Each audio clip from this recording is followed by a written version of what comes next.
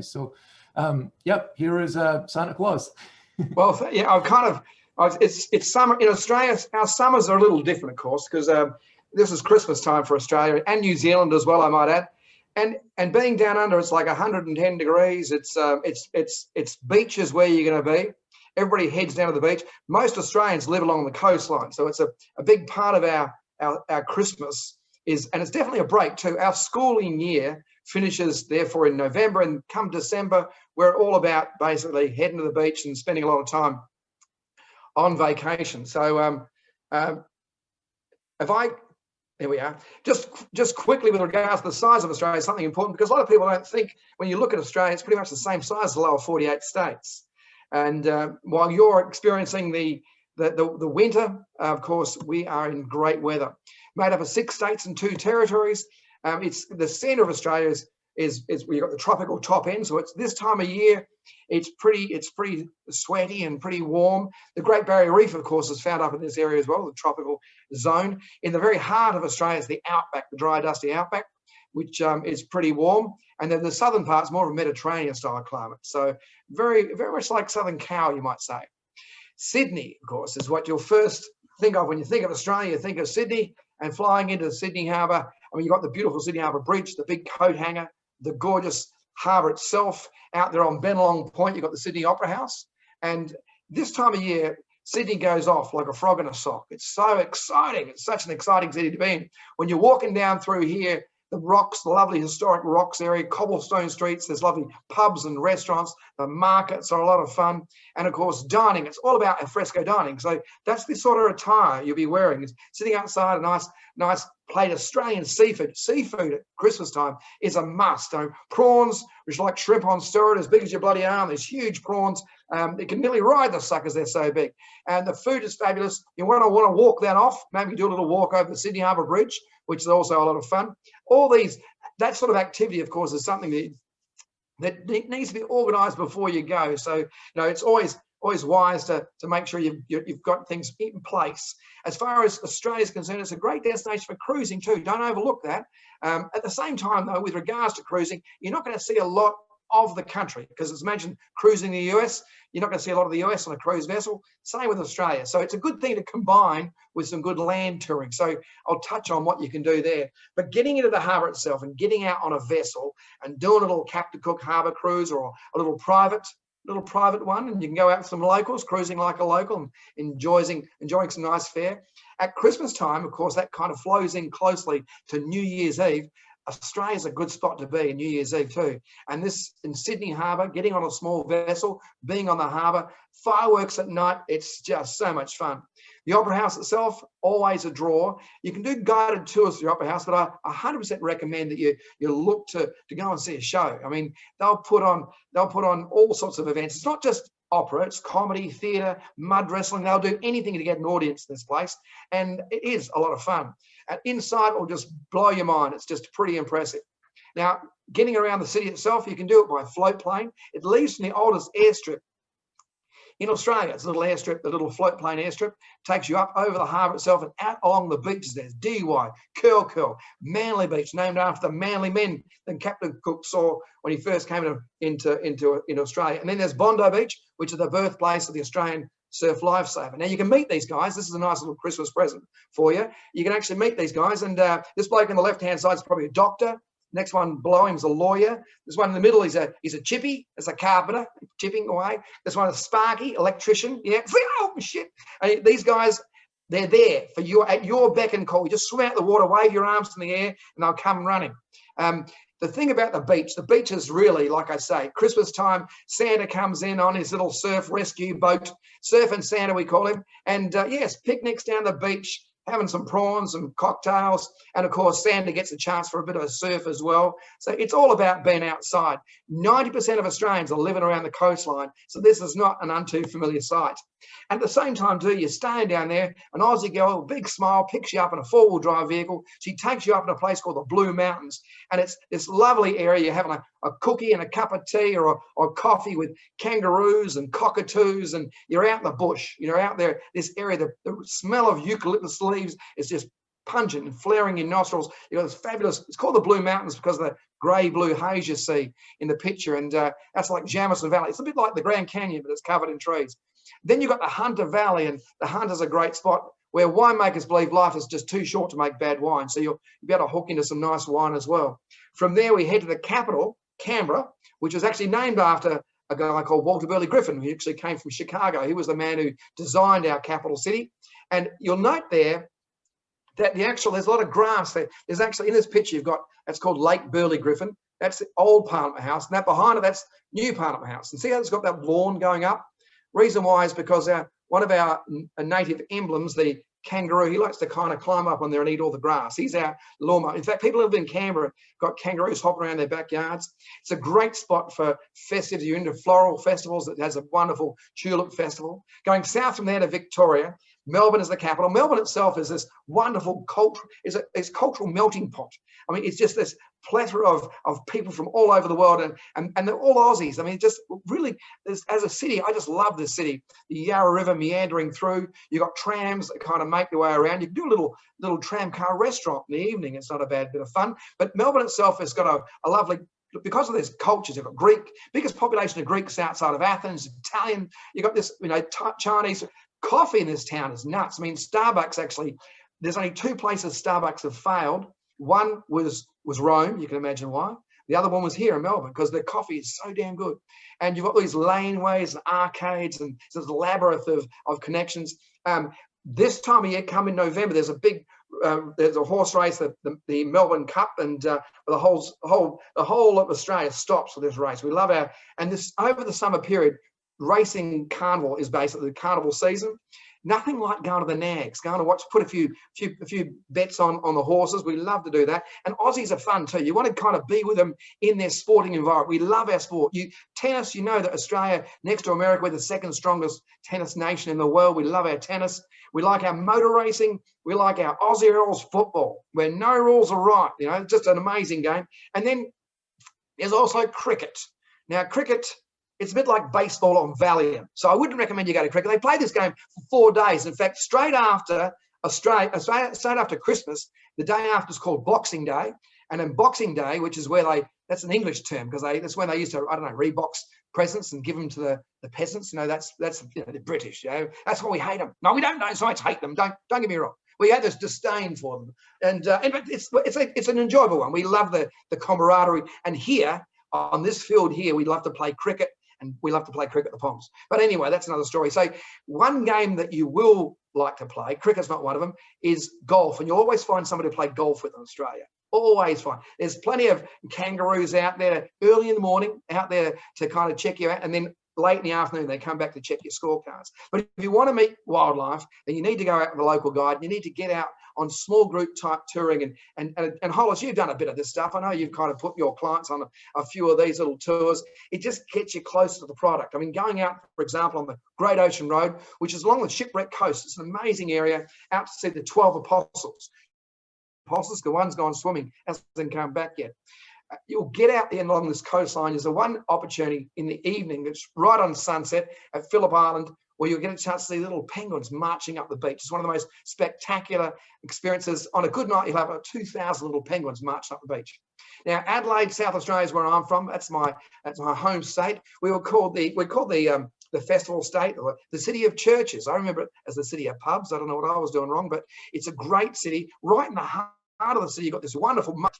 Now, there's nothing like a good Aussie market. You wander through them, you've got this fabulous din of people talking and buying and selling food. You've got the lovely pungent aromas of fish and poultry and sweet, sticky tropical fruits. And I mean, the food is the life, and to walk through a good market is a lot of fun. Adelaide itself has got restaurants per capita than any other city, and it's surrounded by some of the best wine regions. The Barossa Valley is one of Australia's premium wine regions. This is where I used to live.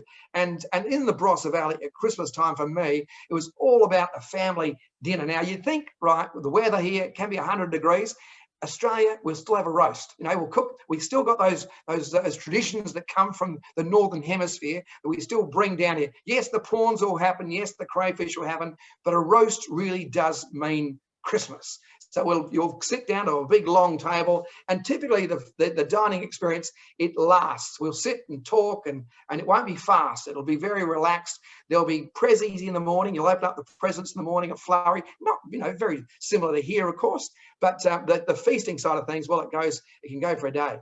And yeah, it's a lot of fun. Getting into the outback, place like Wilpena Pound, it's just this whole area out here kind of heading out in Australia's true Australian outback and heading up to like Cooper Pedy, where people actually, these little holes, those little pock marks, you can just make out a little plane flying over it. Looks like it's flying over the moon, doesn't it? But they're holes that are made by these men that are searching for opal.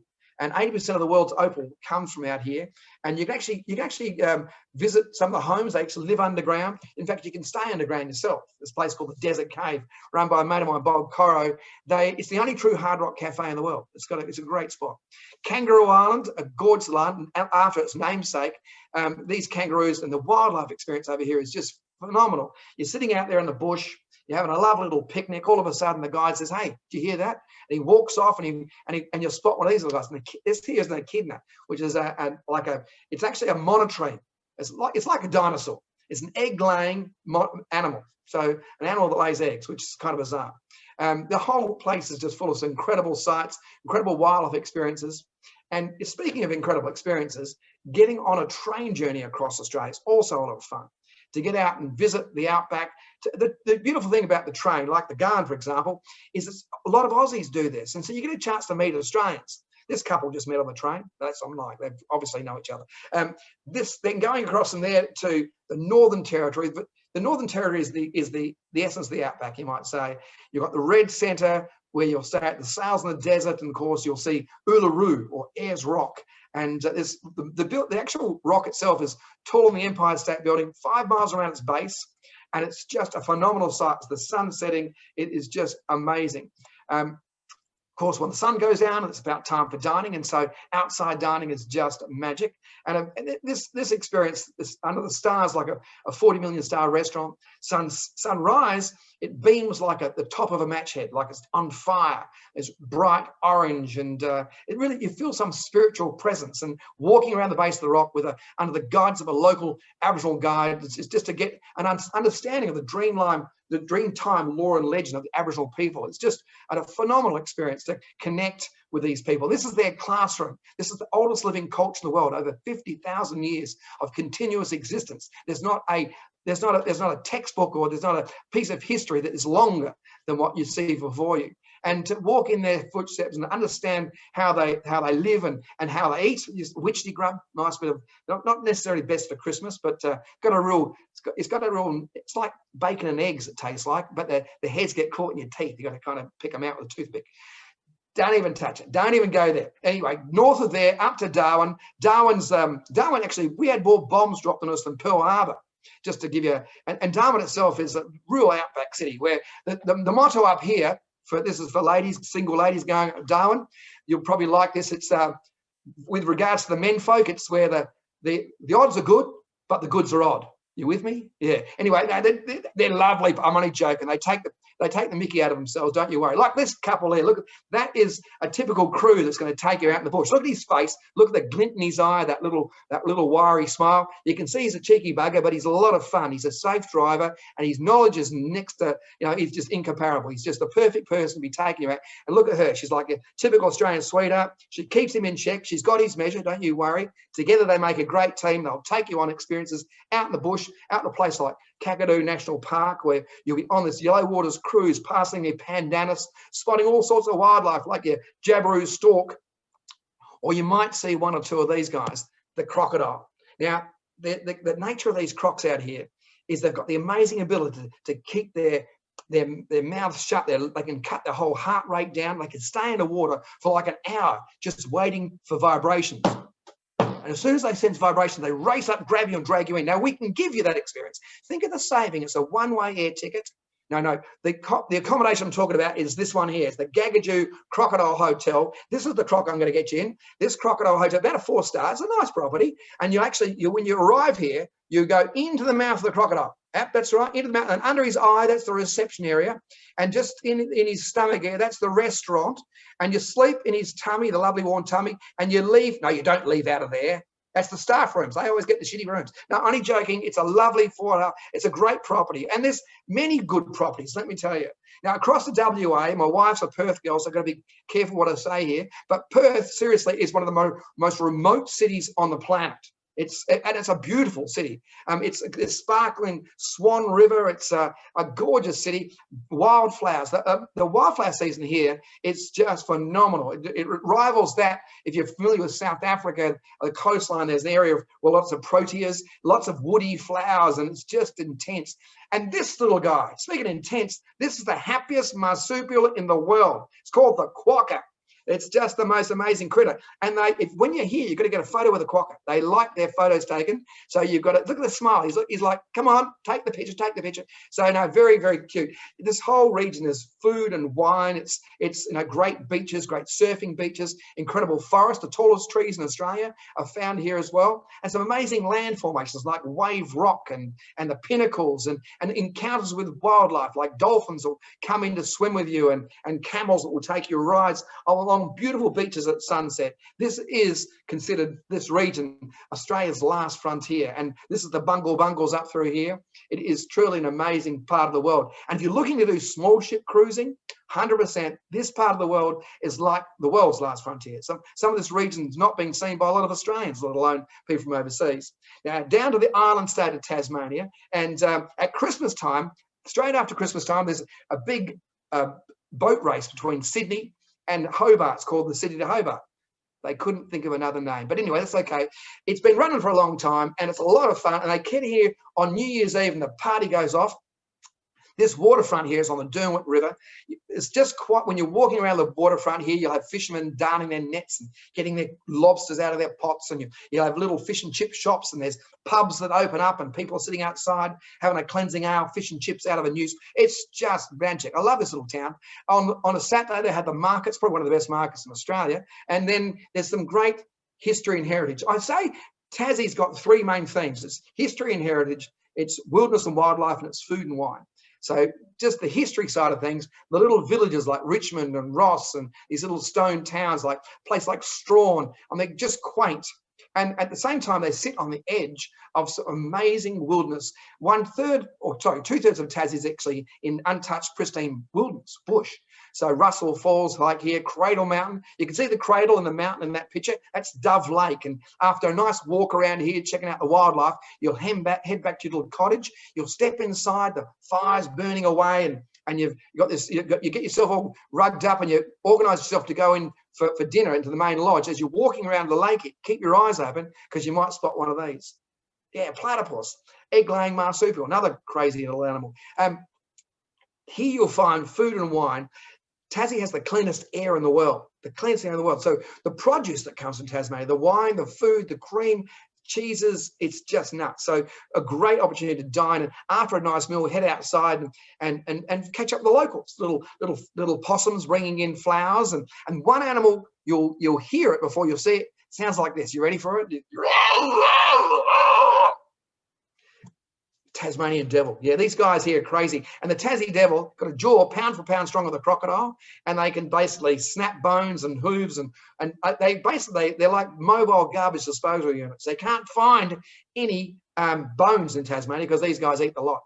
Last state is Queensland, and Queensland itself, the capital is Brisbane. I used to live in Brizzy, and the lovely Brisbane River meandering through. It's the home. This home is surrounded by koalas. This is like, it would be Australia's koala capital, I would suggest. It's one place where you can actually go and cuddle a koala. South of Brizzy, you've got the Gold Coast, which is a very popular spot. This time of year, it's very popular. Surfing, and they're called nippers. Nippers are an Australian term for ankle biter, a nipper. And these guys are young surf lifesavers. Up through here, people like Greg Norman, Ian Baker Finch, if you're a golfer, you'll know what I'm talking about. They actually honed their skills in golf. This is the Gold Coast hinterland, a great area of rainforest. This is actually the mountain range that runs from Sydney goes all up, rips up the east coast of Australia, goes all the way up through Brisbane, goes all the way to Cairns. And this is the hinterland area here. And this spot, a great spot for birds, incredible bird life through here. Then up to Cairns, and we have, of course, well, this is the gateway to the Great Barrier Reef. It's also the gateway to a World Heritage rainforest, and called the Atherton Tablelands and the Daintree Rainforest.